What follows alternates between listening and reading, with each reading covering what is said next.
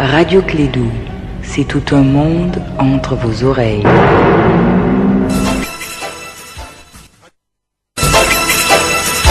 Radio Clédou, le journal avec Sotelma Malitel.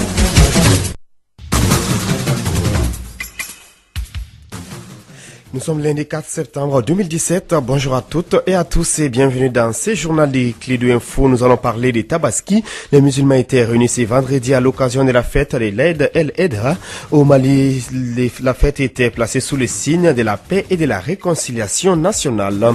Hors de chez nous, une commission d'enquête de l'ONU demande à la Cour pénale internationale d'enquêter de toute urgence sur les crimes contre l'humanité et autres atrocités commis au Burundi. Voici pour vous les sommaires. Arunaba est au microphone.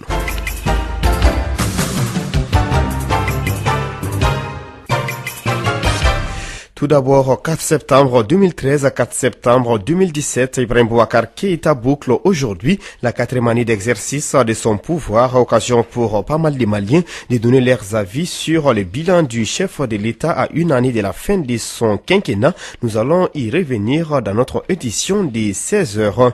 Je vous l'annonçais en titre, la communauté musulmane du Mali, en instar de celle d'autres pays, a célébré ce week-end l'Aïd el-Adha, communément appelée la fête des Tabaski ou des moutons. Cette fête est célébrée en souvenir du sacrifice d'Abraham. Cette année, la Tabaski est placée au Mali sous le signe de la paix et de la réconciliation nationale. Kassim Traoré.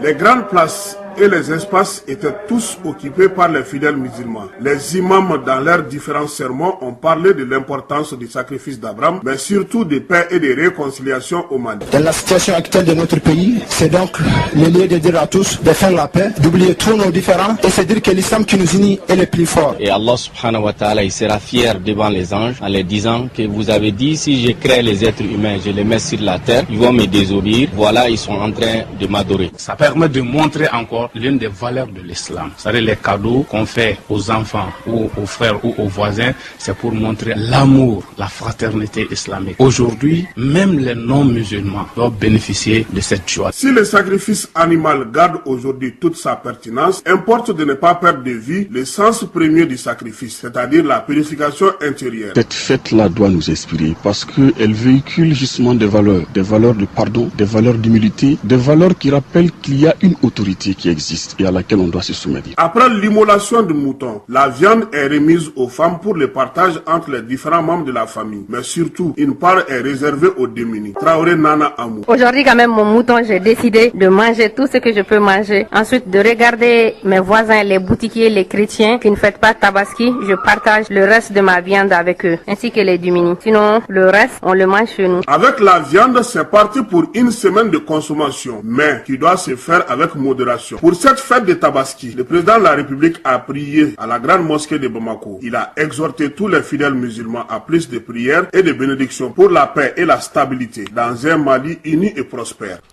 Le président de la République a respecté la tradition comme à l'accoutumée. Il s'est rendu dans les vestibules des familles fondatrices de Bamako pour saluer les chefs coutumiers et traditionnels Touré, Dravé et Niaré. Jour de fête, jour d'affluence sur nos routes. Lors des célébrations, nous constatons le nombre d'accidents un peu plus en hausse par rapport aux jours ordinaires. Pour le seul jour de la fête, le service d'accueil des urgences de l'hôpital Gabriel Touré a enregistré 61 admis et 4 décès par accident de circulation, dont 2 à l'entrée et 2 autres au cours des soins. Nous vous proposons d'écouter les chefs des services des urgences du centre hospitalier et universitaire Gabriel Touré, Django Djibo, au micro de Fanta Diakiti.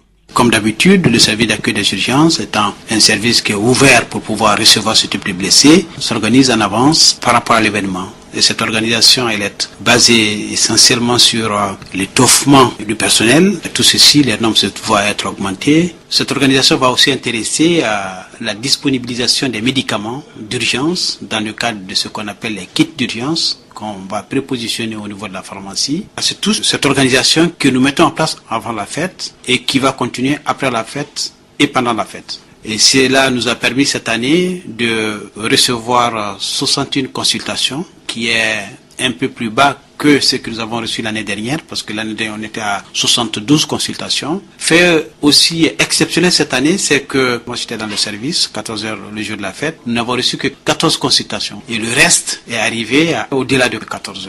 Toujours par rapport aux admissions, l'année dernière nous n'avons pas enregistré des décès liés aux accidents de la voie publique. Cette année, oui. Cette année, nous avons enregistré des décès liés aux accidents de la voie publique. Il y a eu 2 décès avant l'arrivée à l'hôpital. C'est ce que nous appelons des décès avant soins. Et nous avons aussi enregistré 2 décès au cours de la prise en charge, donc des patients qui sont rentrés quand même au niveau du service et qui sont décédés secondairement suite à des accidents de la voie publique.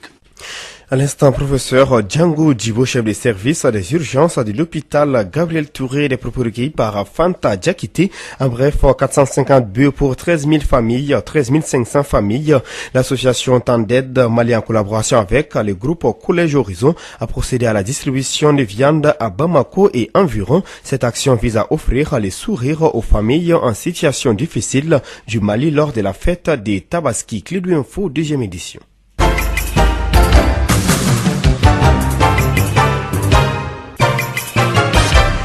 Troisième session ordinaire des lycées Mali, le comité de pilotage de l'initiative pour la transparence dans les industries extractives était réuni la semaine dernière.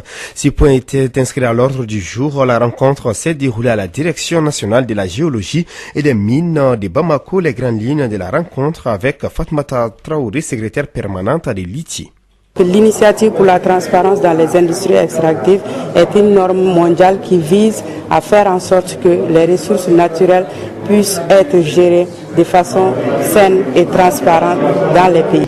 Donc l'objectif de cette rencontre, c'est d'abord de faire le point sur les activités du secrétariat permanent, aussi sur le fonctionnement du comité de pilotage, les acquis et les faiblesses qui ont été rencontrés, mais également de valider un certain nombre de documents, notamment des termes de référence par rapport à des sessions de formation, mais également valider le plan opérationnel 2017 parce qu'on est quand même presque à la fin de l'année. Et vu le processus de validation qui intime au Mali de mettre rapidement en œuvre certaines recommandations, donc nous étions obligés d'adapter le plan de travail 2017 en rajoutant d'autres activités que nous devons coûte que coûte mettre en œuvre d'ici la fin de l'année. Donc le plan opérationnel de ces activités vont permettre de budgétiser les activités urgentes à mener d'ici la fin de l'année. Fatmata Traoré, secrétaire permanente de l'initiative pour la transparence des industries extractives Liti Mali. Le contrôle citoyen de l'action publique au cœur d'une formation des communautés locales. La session s'est déroulée du 28 au 29 août dernier à Fourou dans les cercles de Kadjolo, région de Sikasso. Elle vise à mettre les communautés locales au centre du développement de leur localité. Plusieurs participants venus des villages environnants préparent cette formation de 2 jours. C'est une initiative de l'association malienne pour la sauvegarde et le bien-être familial Amasbif avec l'appui financier d'Oxfam et la coopération suisse suivant le compte rendu de Dado Numoko. Le développement durable passe par l'implication de la communauté de base dans la prise de décision. C'est conscient de cela que l'association malienne pour la sauvegarde et le bien-être familial Amasbif entend éclairer la lanterne des communautés locales sur leurs droits et devoirs pour une meilleure gestion de leurs ressources, gage du développement. Djemira Alamir Touré, chargé des analyses politiques et plaidoyer à l'Amasbif. Le premier contrôle qui doit se faire, ça doit passer par le citoyen. Tu ne peux pas contrôler aussi quelque chose si tu ne maîtrises pas le contenu. Donc c'est pour cela qu'on les a formés sur le contrôle citoyen de l'action publique qui englobe des éléments de suivi et de contrôle sur toutes les politiques de développement, que ce soit au niveau village, au niveau communal, mais aussi au niveau cercle. Vous savez, les sociétés minières, dans le contrat qui les lie avec l'État et les communautés, ont la responsabilité d'investir dans les communes. C'est comme ça qu'on s'est dit qu'il faut les outils pour qu'ils puissent suivre ce que les sociétés minières sont en train de faire en termes d'investissement. Donc pour suivre une politique de développement, il faut que tu sois formé et que tu connais ton rôle et tes responsabilités par rapport à l'acte que tu vas poser. Durant 2 jours, une 50aine de personnes venues de plusieurs villages qui composent la commune rurale de Fourou ont suivi avec intérêt cette formation initiée par l'Amasbif. Yacouba Sandoko, participant.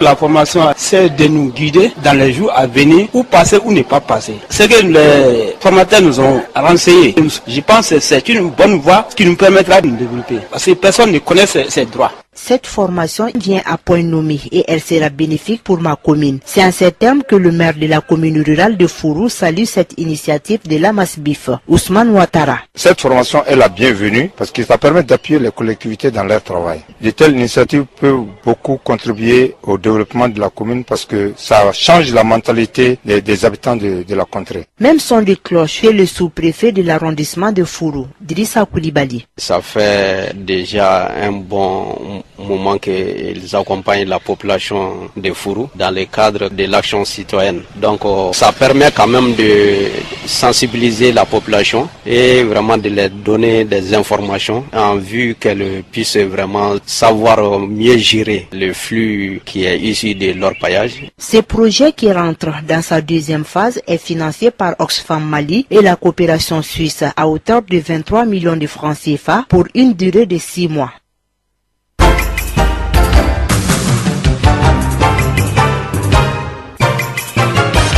– 13h11, actualité internationale. La décision de la Cour suprême du Kenya d'annuler la réélection du président sortant Uhuru Kenyatta au nord de l'Afrique a déclaré ce lundi le chef de l'Union africaine. Le président guinéen Alpha Condé, c'est un comportement qui honore l'Afrique et prouve que désormais la démocratie s'installe sur le continent, a indiqué le président Condé dans un communiqué après l'annulation vendredi dernier du scrutin présidentiel kenyan du 8 août dernier. Un rappel saisi par l'opposant Raila Odinga, la Cour suprême a relevé vendredi des irrégularités dans la transmission des résultats et invalidé la victoire du président sortant 54,27% des voix, dont l'annonce s'était accompagnée de manifestations et de meutes violemment réprimées par la police, faisant au moins 21 morts. Des enquêteurs de l'ONU ont exhorté ce lundi la Cour pénale internationale à enquêter de toute urgence sur les crimes contre l'humanité et autres atrocités commises par les autorités au Burundi.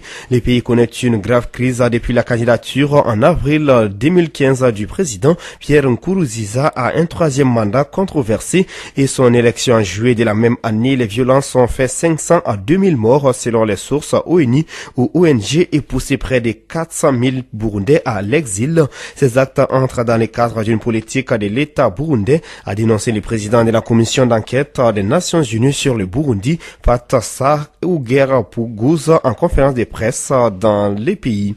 Pyongyang a annoncé ce dimanche avoir testé une bombe à hydrogène capable d'être montée sur un missile balistique intercontinental, une réussite totale selon le régime. Ce lundi, les États-Unis d'Amérique menacent Pyongyang d'une réponse militaire massive et la Corée du Sud estime que la Corée du Nord a réussi à miniaturiser l'arme nucléaire de façon à pouvoir en équiper un missile, a annoncé ce lundi 4 septembre le ministre sud-coréen de la Défense. Nous pensons qu'elle pourrait être installée sur un missile balistique intercontinental, a déclaré Song Yong-mu au Parlement au lendemain du 6e essai nucléaire nord-coréen.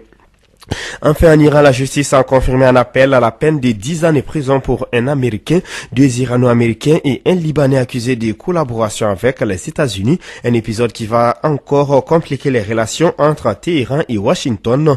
En juillet dernier, la Maison-Blanche avait prévenu qu'elle était prête à infliger de nouvelles et sérieuses conséquences à l'Iran, à moins que tous les citoyens américains injustement emprisonnés ne soient libérés et rendus, sinon ils vont faire des attaques. Il est 13h14, ainsi s'achève cette édition, la deuxième des clés de l'actualité. Merci pour votre constante fidélité. Présentation Aruna Bala, technique Fatou Fall. Tout de suite, c'est votre magazine des sports.